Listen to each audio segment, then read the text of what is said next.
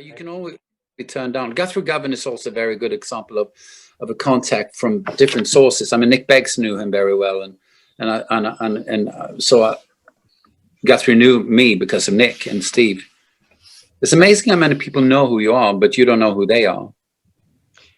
Did you ever become familiar with songs like Too Shy by Kajagoogoo before you met Nick? Of course. Didn't we all? Did. Yeah, we did.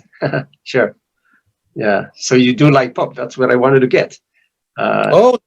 I love good pop tune is always great. I mean, I think that's like the guilty pleasure amongst the prog fans. Excuse me. I think the guilty pleasure because we all started out with pop. Most of us, at least in our age, we started out with the Beatles and the Stones and the Hollies and, and all of that. You started with pop and then you grew into maybe hard rock or progressive rock, whatever, as you grew older. So I think, pop music is sort of the roots to it all, and rhythm and blues and stuff. And if you pick one pop song of your, adolescent years, your teenage years or whatever, for a cover, would you make a cover of any pop songs you really love, or a couple of them? Elton John, for example. I've done 60 years on. Okay. Done that. I've done. Oh wow! Back in the past, I did Robin Gibb's "Saved by the Bell."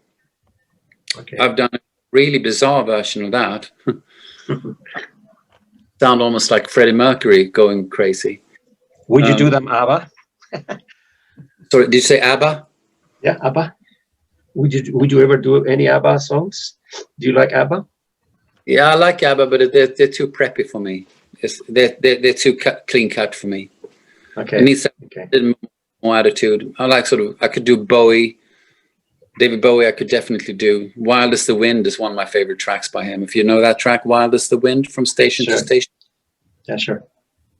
And Life on Mars, I've covered live on a couple of times. And I've done Keep on Running by, Spencer Davis Group. I've done Simply the Best by Tina Turner many, many times. Maybe you could release some album with all that? Or is it that must be too complicated, huh? No, not really. No? I don't know. Copyright's no problem. They make money. They make more money as a songwriters on that than I do. I haven't given it much thought really because I still have lots of music within myself. This album I've just done now is a co-write with Andrew Latris. We've written the songs together, and with the lyrics of William Butler Yeats, an Irish poet that lived in the the 19th century. Well, he actually died in 1939, but he was born in 1865, and so we used that poetry set to music. So I haven't written really a lot of music on my own in quite a while. I mean, like just me. There's one track from the new album that I wrote myself, which will be the new single, though, which comes out in 2 weeks from now. Okay, thank you. Yeah, you're welcome. With Hackett, does the traveling becomes a bit weary, and then how is that impact in terms of training your voice? How you manage to, you wake up in Paris and then the next day you are in Hamburg and so on so forth. How that affect your voice? And you do a sort of a special training for night to night? I don't think the traveling itself has very much to do. It doesn't really have an impact on the singing. I think it's more the lifestyle around the traveling. Like, if you drink too much wine or if you lose sleep, it's more down to take it easy with the booze and try to get as much rest as possible. That's really crucial to be able to sustain a good quality to your singing whilst being on the road, is to keep as healthy as possible. Take walks, work out, do stuff that's good for the body. Because in the long run, you can't sustain a good quality to your performance if you don't take care of yourself, especially being in this age now in my 60s. you're more frail as you get older. Imagine that you go to, in my example, you play in Paris, and then the show ends up at 11. You go to a hotel, hard to fall asleep, and then 7 o'clock in the morning you need to wake up because you're taking the bus or you're catching a flight to another city, and so forth. So having do back to back is good, but having 3 nights in a row, I suppose, for a musician is very different, right? We've done 5-6 shows back to back. Well, we've been okay. We have a sixer coming up. They say, okay, which means 6 days show every night. Yeah. But it's amazing. You get into the loop, you get used to it, and you do have a lot of fun while you're on the road. We have a lot of fun, and we get to see a lot of lovely places, and it makes up for it. The only thing that I find can be wearing is that you long for home after a while. You've been away for 3-4 months. It's like, oh, do I have a home still when I can return back? Is my house still standing? But like I said before, this year I've been home since March, and this is the longest I've been home since 2012.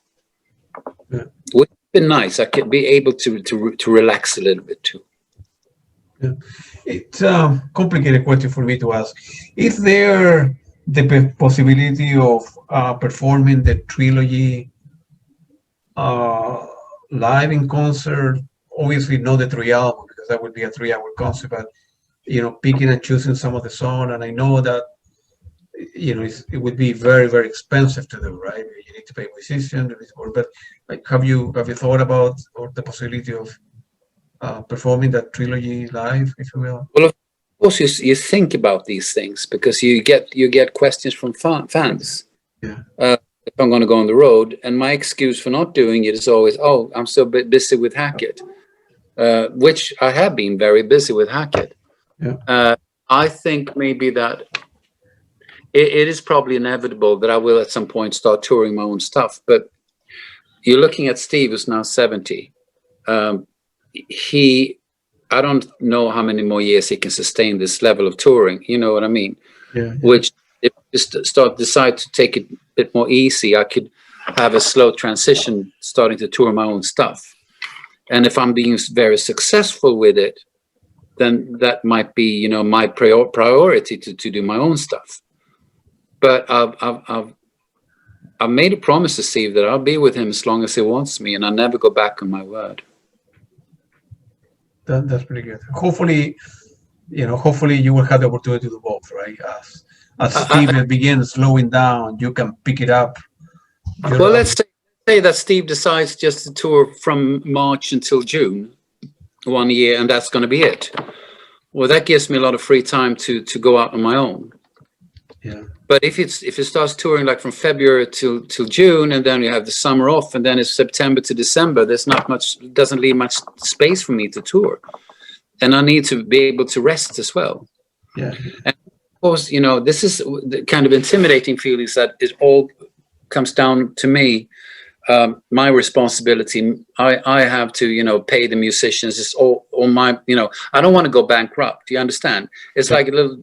So you have to start in a smaller scale, maybe being a supporting act or do festivals or something like that, and see what sort of interest it is.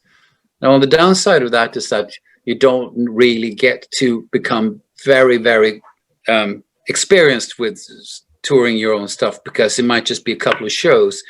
Because I can clearly see how a tour with Hackett goes from one level to the next and to the next and to the next, because we keep getting better at it, more in tune with each other. And that comes from experience. And you can't fake experience. It just has to be there because of all the experience. So that's a little intimidating, but I just know there will always be time for everything. I will feel when the time is right to go out. At least I can put out my records, and I'm happy for that. Yeah. Well, I hope, as I mentioned before, I hope you will have the opportunity to do it. I noticed that you have, in some cases, written, arranged, mix, produce your own album. How you manage to, all the different skill set, if you will. No, you. I started out with home recordings back in 1983, 84, by using a sort of, like a 4-track cassette recorder called Porter Studio. So I've learned the long way, if you like. Arrangements I just heard what each musician should play since way back.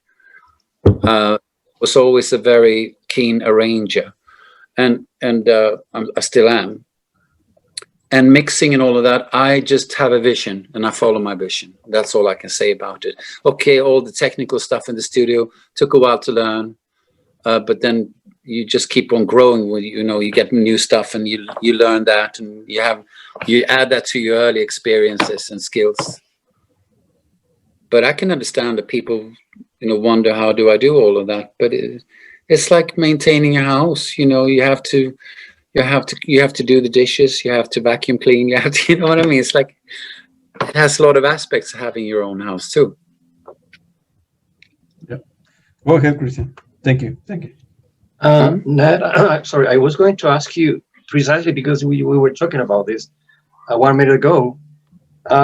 Could there be a specific condition, obviously apart from good health, that would prevent you from going on touring? Or when do you think it's the right time to say, okay, I've done enough, I'm glad enough, I'm happy enough, I have all my records out, or the ones that I would have done are there already? Is there a time to stop touring? Or I don't know, because you've mentioned time and age a couple of times. So I think that you're a little bit concerned about 60, being 61 and all that. Everybody is.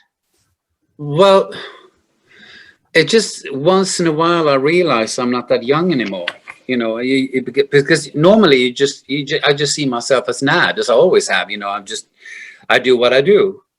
But then you start to look at people, and you see some actors, so you see other musicians. Oh God, they've aged. Oh, they aged very much over the past 10 years. And I was thinking, 10 years, I'll be 71.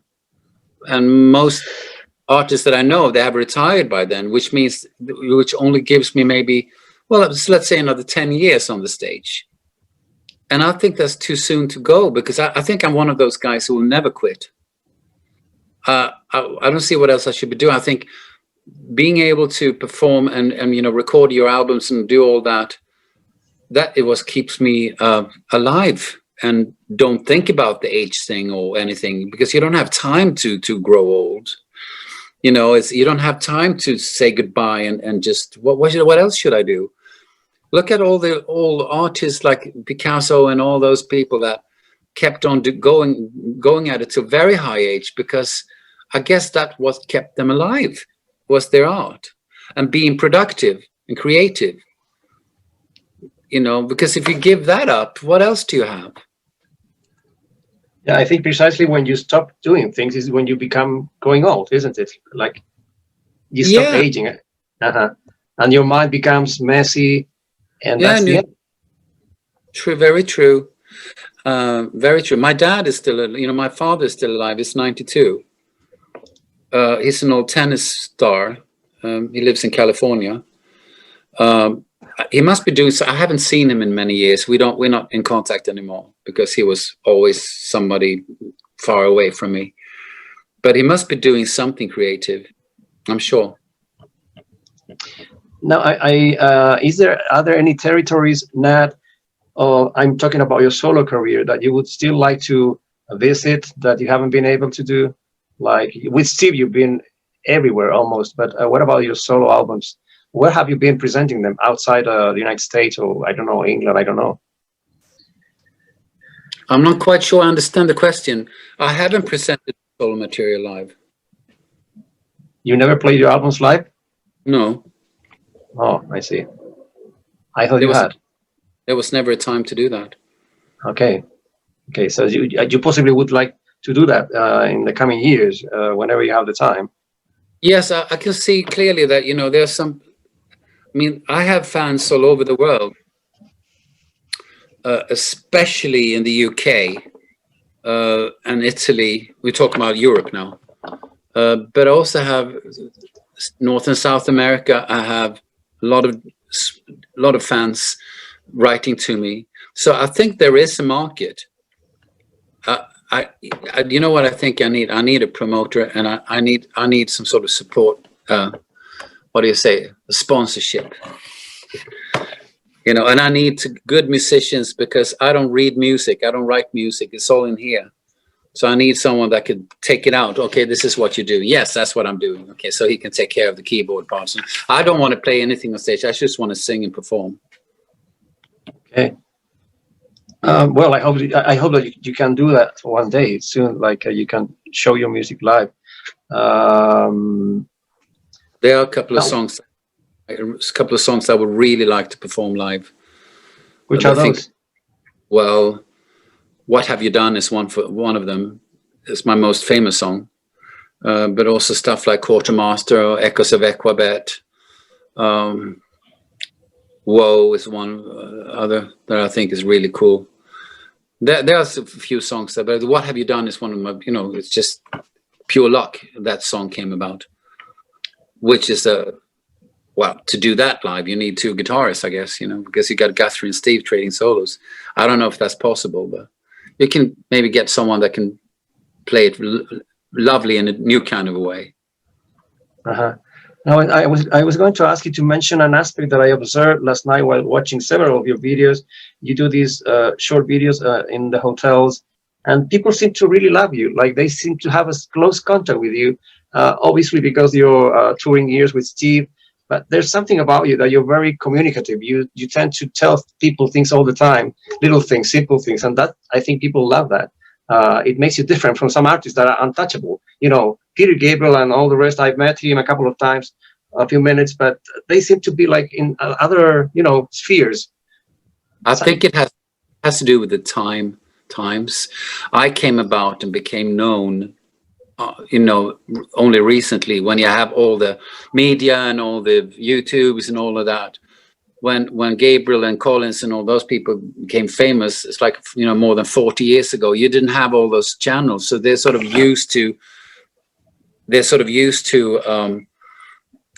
I guess the privacy that comes with that. I mean, I could do much more with that if I wanted to, but I like to give as much as I can, but I also, you know, like privacy, and I don't want, I mean, there are fans that try to really, you know, get under my skin because I'm a giving person. They think that they're my friends, and I think it's a difference between friends and fans, because friendship is mutual. Whereas fans come from one angle point and they don't really know you, but they want to see themselves as friends. And I can't be friends with thousands of people. It's impossible. I don't have the time. So to make up for that, I guess I'm a little bit more giving than, because I'm a people's person. I do love people, you know. That's why I love touring and standing on stage. It's just very hard to be personal with so many people. You can't do that. And so that's why I'm a giving person. And yes, I do feel the love. There's a lot of love from the audience, and bless them. You know, they could have loved someone else instead of me. But you do also like to sing those strolls in the woods. You do seem to like those moments alone. Obviously, after touring, I guess it must be very rewarding to have some peace around you and the quiet. Let me tell you, I walk in the woods almost every day. If it's really, really bad weather, of course I don't. But almost every day, I took a long stroll today to the stables, and it's, you know, soft moss everywhere. It's hilly, and the trees are really, really old. And I've lived out here for 13 years, and it's like almost like therapy for me to be out in the forest, in the wilderness. I don't like being in the city at all. I never go in there. I used to live in the city for 30 years, but I just gave up on. I just thought all this anonymity, all the people, you cram in as many people as possible in a small space, and nobody seems to care for one another. What's the point? What do you need all these people for if you don't like people? It's stupid, right? So out here, if you meet someone that you don't even know, you say hello to them. So, you know, hi. You wouldn't do that in the city. Mm-hmm. I was watching the video. Sorry. Go ahead. Go ahead. No, I was watching the video where you show where your mom used to live in the center, a very nice building, by the way. Yes, It yeah. looks like, yeah, it looks like new. They painted it maybe. I was amazed to see that very intimate part of your person being That house, shared. yeah, that house was built in 1901, and Wow. she lived in that apartment from 1976 until she passed away 2009. She actually passed away in a bedroom, and I was there. But you know, Stockholm is it's a beautiful city. It's just that I've been there so many years, and it doesn't give me anymore. You know, I'm sort of reevaluating my life living out here, because I think the big difference between living in the city is that out here you have your own house, your own site, your own property. You can create your own space in your own life, and you can create your own world, and you invite your friends to come and share that with you. You know, Mhm. that's why, for instance, Nick Beggs loves to come and stay with me, because he can break away from everything and just be here with me and just go swimming or do whatever we do. You know, I live by a lake and it's gorgeous. Isn't it too cold? Sorry? Isn't it too cold? The water, I mean. Oh, it gets really warm very soon, because the lake is kind of. Oops. No, I just need. Hang on. Okay. I just need to put the charger in, because I'm down on batteries and I'm on my iPad. So I'm charging it again now. I forgot to put the cord in, the lead in. No. The lake is lovely. It gets up to 24 degrees in June already. So we just do. It was up to 28 this summer. That was really warm. Yeah, everything is changing. Now, to finish now on my part, Nat, sorry, I would like to mention some names that I'm familiar with the music, some bands from Sweden. I really don't know how much you feel connected with those bands. Not maybe you're going to say, not because I'm Swedish, I like or know those bands. For Okay. example, names. Yeah. Give me 1 second. Okay. I just need No to problem. I need to put a log into the burner, because it's you know, it's cold here.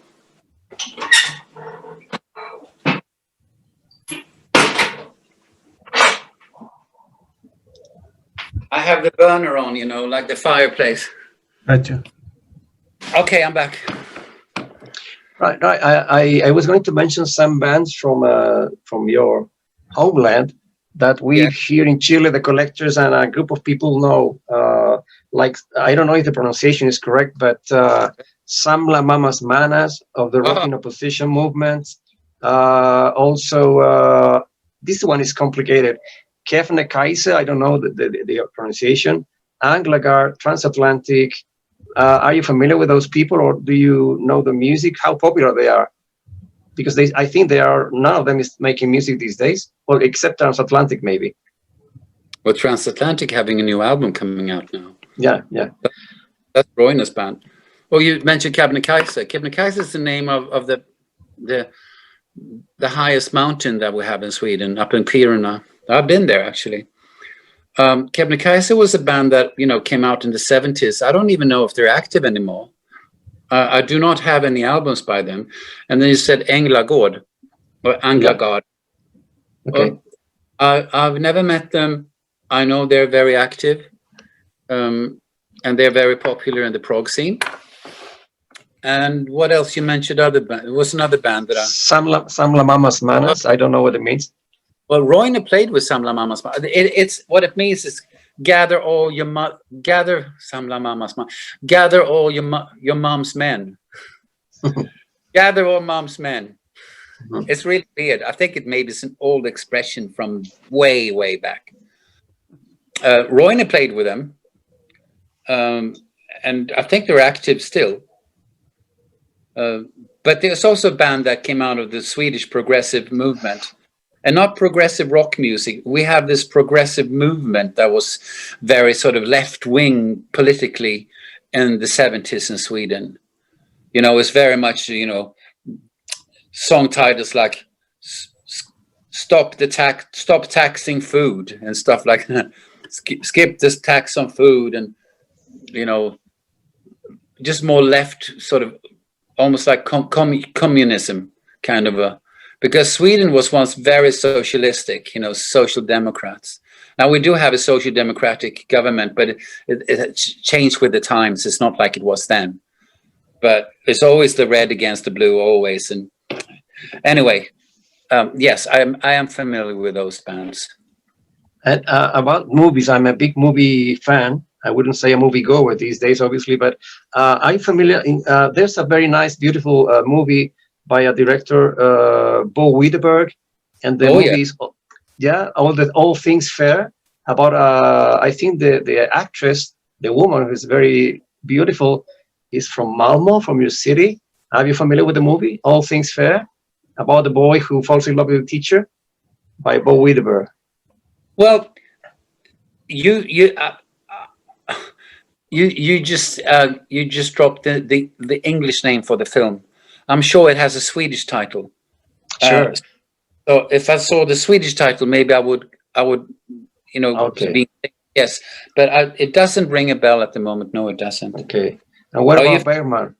I was Sorry. just going to say, you familiar with Berg? Absolutely, I'm a big fan of him. Yeah, well, Many people are. Yeah.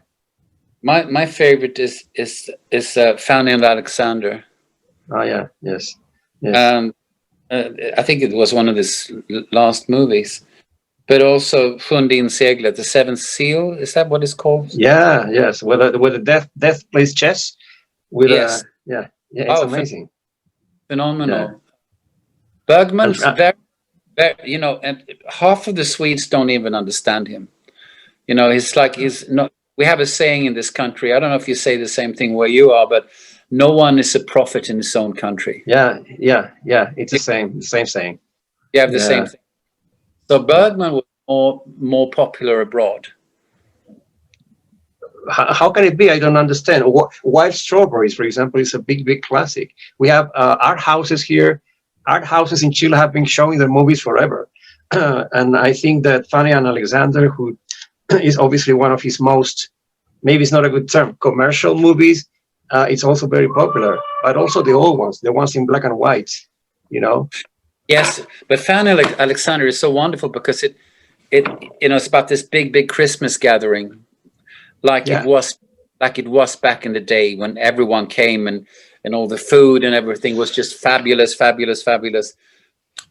My family used to have something very similar up until my mother passed away and stuff. When my mother died, she was sort of the anchor of the family, and when she died, the family sort of dispersed.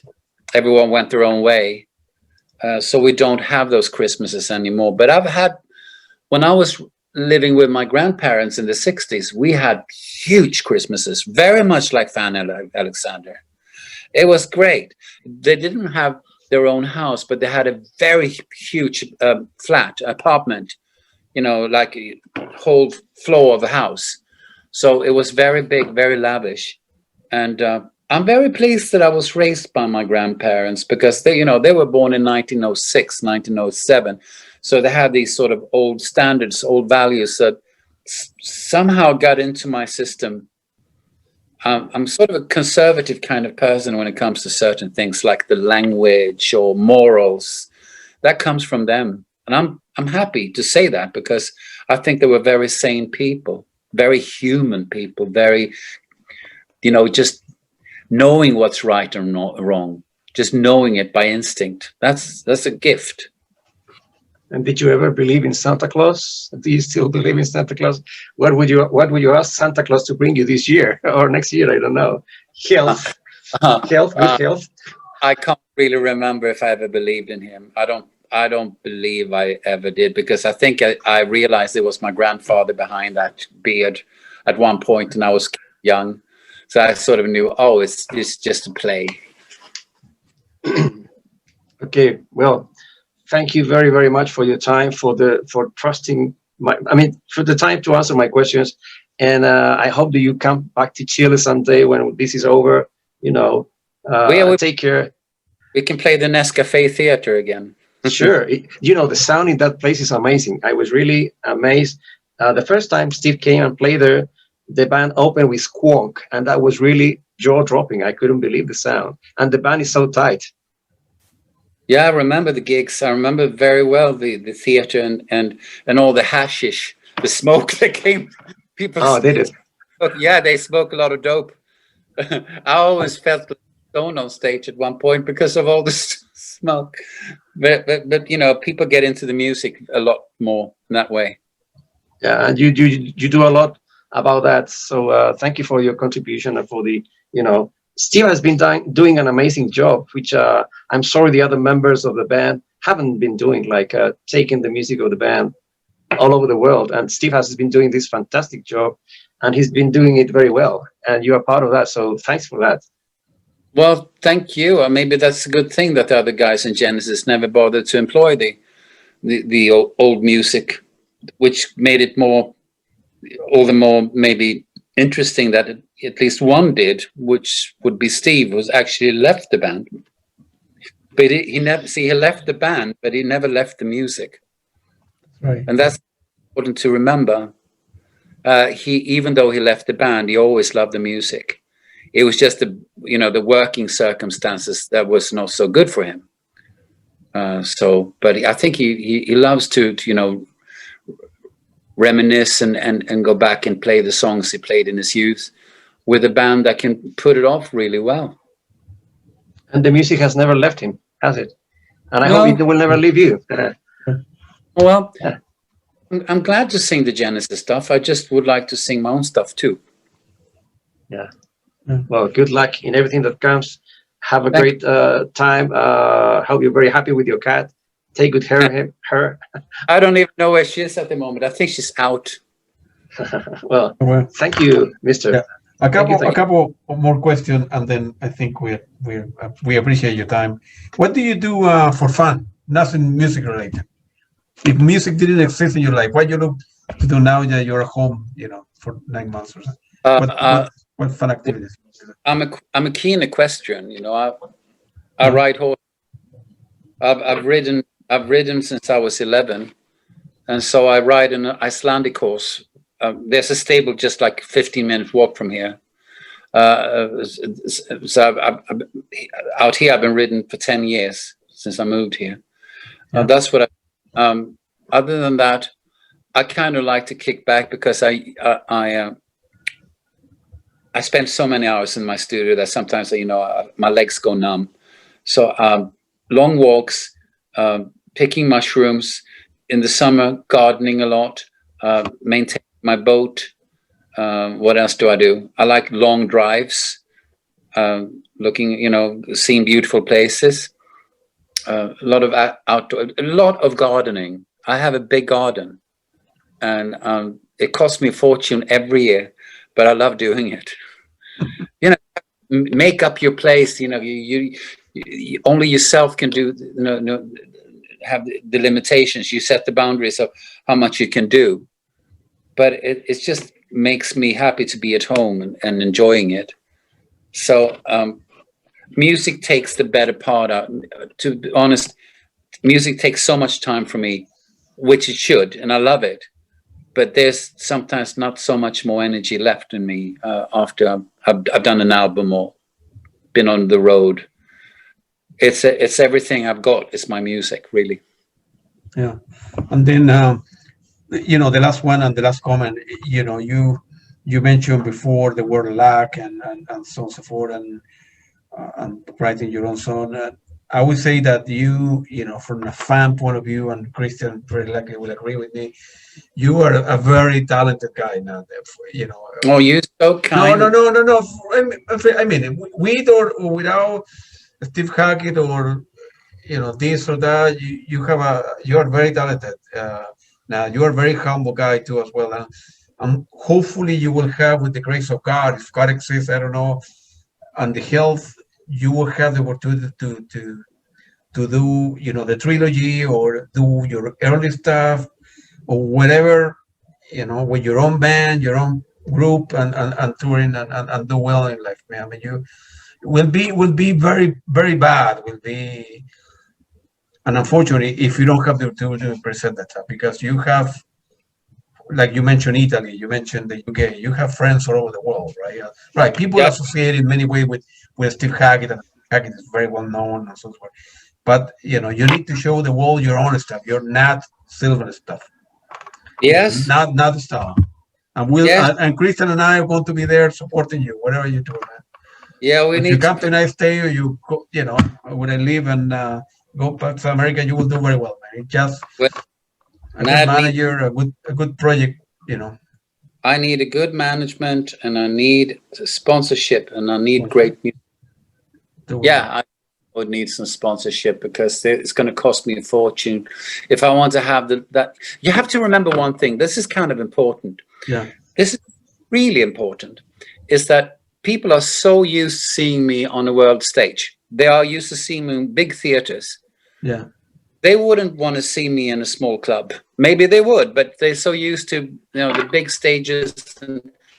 And I would like to be able to, if it's my show, I'd like to spread out more as an artist on stage, not just have my space that I've always had with Hackett, and rightfully so.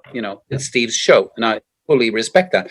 But if it's my show, of course, the situation would be a little different because I get to shine, 100%.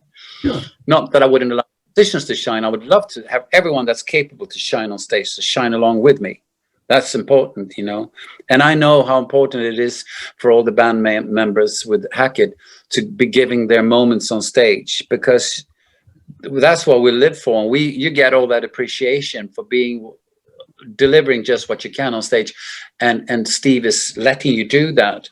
That gives so much pleasure to each and every and all of us, including the fans who sing the show, because the fans nowadays, they can see that there's a lot of chemistry, a lot of love within the band. We're really good friends, and people can sense that. They feel it. They feel that they're like a family up there, and that's exactly how it is. The Hackett band is one big happy family. That's beautiful, man. That's beautiful. Yeah, it is, and it's gotten deeper and more loving past every year. So we talk. I FaceTime Steve once in a while, or Jonas or whomever, and just ask him, how are you doing, mate? I miss you, and all of that. But right now, people are so preoccupied with trying to make a living. We don't have, the income isn't that big right now. So you have to, be careful with your money so that they last as long as possible. That's right. Yeah.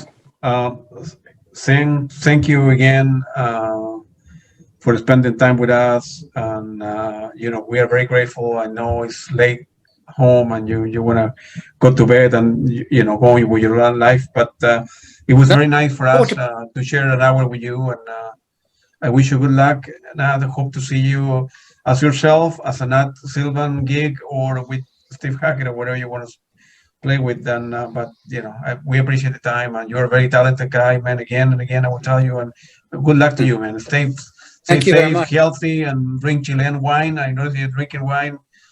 Chilean wine, the best wine in the world. You know that, right? So it's empty at the moment. I have to fill it up again. No, I've had my wine for today. I got to take it easy because it sort of what did you say? It has an impact on my melatonin rate. I don't sleep that well if I drink too much. I have a little glass of wine with the dinner. Yeah, but I don't drink. Then again, thank you very much. Good luck to you, man. I will hope to see you soon, man. Again. Okay, thank you. Thank you. Thank you. Right. Bye. Goodbye, Christian. Okay. Goodbye, Claudio. Nice to see you. Bye. Take care.